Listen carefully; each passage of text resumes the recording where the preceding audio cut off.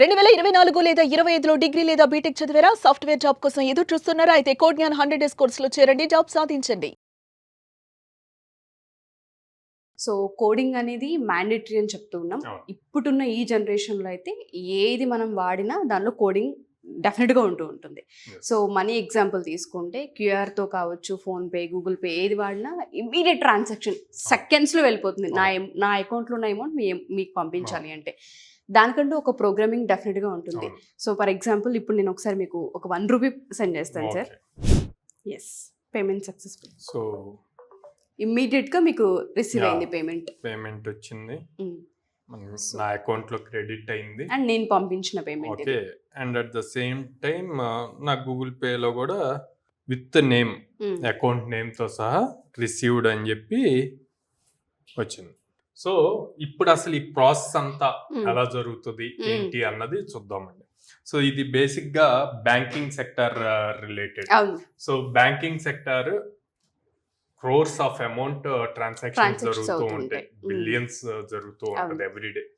ఎంత సెక్యూర్డ్ గా ఉంటే అంత బాగా అవుతుంది, లేదు అంటే హ్యాకర్స్ వాటిని ఈజీగా హ్యాక్ చేయొచ్చు. అవును.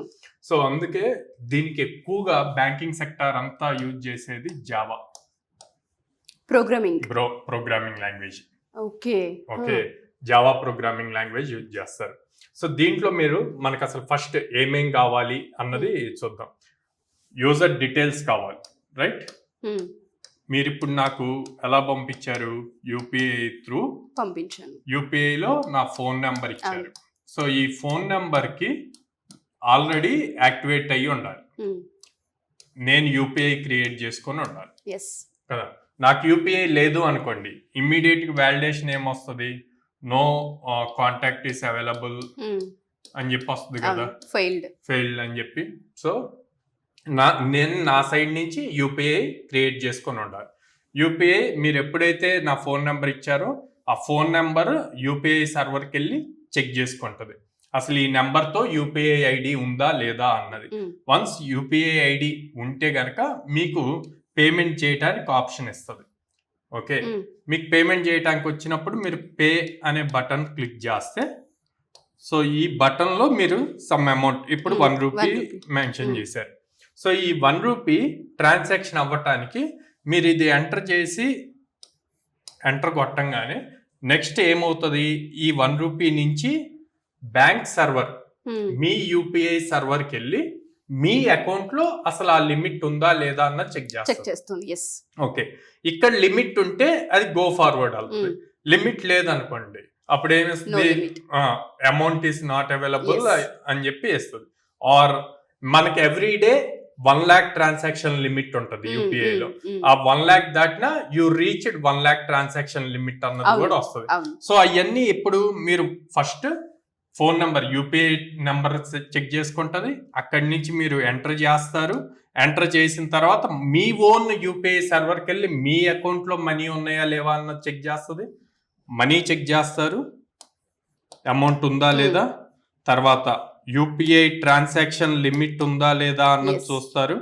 అండ్ దెన్ మీకు ట్రాన్స్ఫర్ అవుతుంది. ఎవరికైతే యూజర్ కి పంపిస్తున్నారో వాళ్ళకి ట్రాన్స్ఫర్ చేస్తాము. మనీ ఉంటే క్రెడిట్ అవుద్ది. లేదు అనుకోండి అప్పుడు ఏమవుతుంది? నో లిమిట్ అని చెప్పి మెసేజ్ వస్తుంది.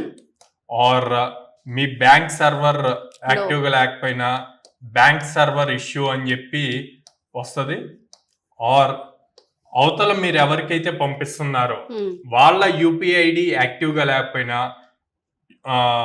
సెండర్ ఎవరైతే రిసీవ్ చేసుకున్నా receiver UPI ID is not active అని చెప్పి ఉంటది. లేకపోతే receiver bank server is busy అని చెప్పి ఉంటది. సో ఇలా మల్టిపుల్ థింగ్స్ వస్తాయి. ఇన్ఫర్మేషన్ సెకండ్స్ నుండి జరుగుతుంది. అవును, అంత ఫ్రాక్షన్ ఆఫ్ సెకండ్స్ లో జరుగుతుంది. ఇది జరిగేటప్పుడు ఈ ప్రాసెస్ అంతా కూడా ప్రాపర్ స్ట్రీమ్ లైన్ జరగాలి. యూపీఐ టు యూపీఐ అంటే మీ ప్రమేయం లేకుండా వేరే వాళ్ళ అకౌంట్ నెంబర్ కి ప్రాపర్ కనెక్ట్ అయి ఉందా లేదా అన్నది క్రాస్ చెక్ చేయాలి.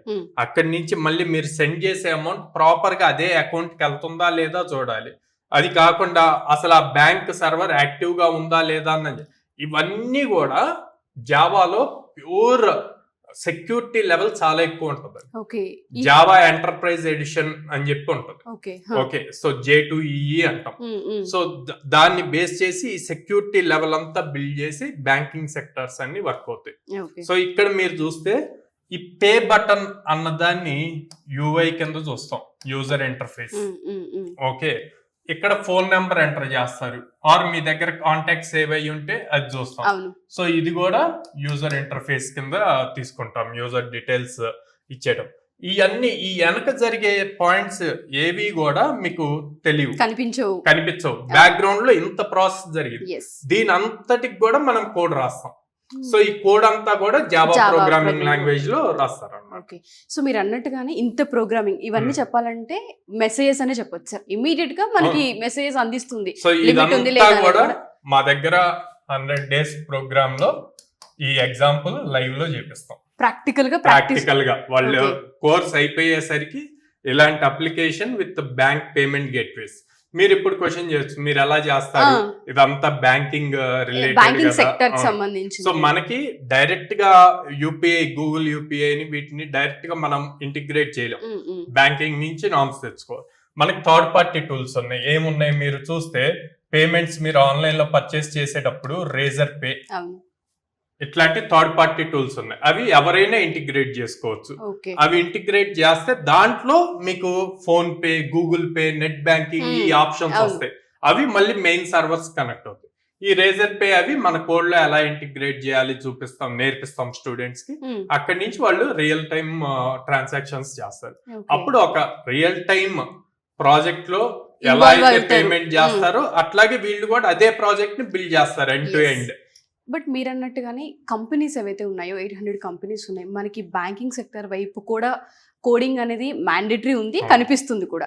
మనం పంపించే అవకాశం ఉంటుందా మన కోడ్ లో? ఇంతకు ముందు ఇప్పుడు సర్వీస్ బేస్డ్ కంపెనీస్ అన్ని కూడా వీటికి సపోర్ట్ ఇస్తాయండి. లైక్ TCS ఉంది, TCS వచ్చేసి మీరు చూస్తే TTD అంతా కూడా TCS రన్ చేస్తుంది. అట్లాగే మన ఇండియన్ రైల్వే సిస్టమ్ కూడా TCS హ్యాండిల్ చేస్తుంది. సో వాటిలో అంతా పేమెంట్ గేట్వేస్ వస్తాయి. సో అక్కడ వాళ్ళు తీసుకునే స్టూడెంట్స్ ని వాటన్నిటిలో డిఫరెంట్ రోల్స్ లో యూజ్ చేస్తారు. ఓకే. సో డ్రైవ్స్ డెఫినెట్ గా ఉంటాయి. ఓకే. కంపెనీస్ లో కనుక ఈ కంపెనీస్ లో జాబ్ ని కనుక క్రాక్ చేస్తే స్టూడెంట్స్ ప్యాకేజ్ ఎంత ఉండే అవకాశం ఉంటుంది అంటే? యావరేజ్ 4 LPA అండి, అంటే 33,000 per month. Okay. So drives ఏ విధంగా జరుగుతాయి సార్ మన దగ్గర? సో ఆల్మోస్ట్ ఒక స్టూడెంట్ కి ఒక క్యాలెండర్ ఇయర్ లో మినిమం 100 డ్రైవ్స్ ఇస్తాము. ఎవ్రీ డే ఒక డ్రైవ్ మినిమం జరుగుతుంది అనమాట. ఓకే. సో మీరు అన్నట్టుగానే సాఫ్ట్వేర్ రంగానికి సంబంధించి కోకొల్లలుగా ఆపర్చునిటీస్ అయితే ఉన్నాయి. వాటిని మనం క్రియేట్ చేసుకోగలగాలి అండ్ ఆ నాలెడ్జ్ ని మనం గెయిన్ చేయగలగాలి. ఆ తర్వాత డెఫినెట్ గా ఆపర్చునిటీస్ అనేవి చాలా ఉన్నాయండి. స్కిల్డ్ స్టూడెంట్స్ లేరు. Exactly true. మేము ఆపర్చునిటీస్ ఇస్తున్నాము, మా దగ్గరికి వచ్చి జాయిన్ అవ్వండి అంటే లాట్ ఆఫ్ క్వశ్చన్స్ ఉంటాయి. సో ఆ క్వశ్చన్స్ అన్ని కూడా మనం ఆన్సర్స్ ఈ వీడియోస్ ట్రూ సార్. ఎందుకంటే ఇప్పటికి నేను చాలా వీడియోస్ మీకు సంబంధించి ఏదైతే ప్రోగ్రామింగ్ కి సంబంధించి స్మార్ట్ వాచ్ ఒకటి నేను చేశాను. ఇప్పుడు మీరు బ్యాంకింగ్ సెక్టర్, అసలు నేను ఇంత బ్యాక్గ్రౌండ్ వర్క్ ఉంది, దీనికి అంతా కోడింగ్ రీజన్ అయి ఉంటుందని తెలుసు కానీ బట్ ఇంత డీటెయిలింగ్ గా ఉంటుందని తెలియదు. దీనికి జావానే మెయిన్ అని కూడా తెలియదు. మన దగ్గర ఈ జావా కోర్స్ ఎన్ని మంత్స్ ఉంటుంది సార్? 4.5 months. 4.5 months ఉంటుంది. సో మీలో ఎవరైనా సరే కోడ్నైన్ లో జాయిన్ అవ్వాలి అనుకుంటే ఇక్కడ చాలా కోర్సెస్ ఉన్నాయండి. డెఫినెట్ గా 100 days లో మిమ్మల్ని ప్రాక్టికల్ గా ట్రైన్ చేసి బయటికి పంపించడంతో పాటు డ్రైవ్స్ ని కూడా వాళ్ళే ఇవ్వడం జరుగుతుంది. మీలో ఎవరైనా సరే ఈ ఎపిసోడ్స్ చూసిన తర్వాత ఎస్పెషల్లీ పేరెంట్స్ అయినా స్టూడెంట్స్ అయినా డైరెక్ట్ విజిట్ చేయమని సాయిరామ్ గారు ప్రతిసారి చెప్తూ ఉంటారు. మీరు ఎక్కడైనా సరే, అది విజయవాడ, బెంగళూరు, హైదరాబాద్, మీకు నియర్ బై ఏ ప్లేస్ అయితే ఉంటుందో ఆ ప్లేస్, ఆ క్యాంపస్కి వెళ్ళి మీరు విజిట్ చేసి స్టూడెంట్స్తో ఆల్రెడీ ఉన్న వాళ్ళతో ఇంటరాక్ట్ అయ్యి ఆ తర్వాతే మీరు జాయిన్ అవ్వండి అని చెప్తున్నారంటే అర్థం చేసుకుని ఇక్కడ ఏ విధంగా ఉంటుంది అనేది. మీరు జాయిన్ అవ్వాలనుకుంటే కింద స్క్రోల్ అవుతున్న కాంటాక్ట్ నుండి కాంటాక్ట్ చేస్తే సాయిరామ్ గారి టీం మీకు అందుబాటులోకి వస్తారు. Thank you sir. Thank you so much. Thank you.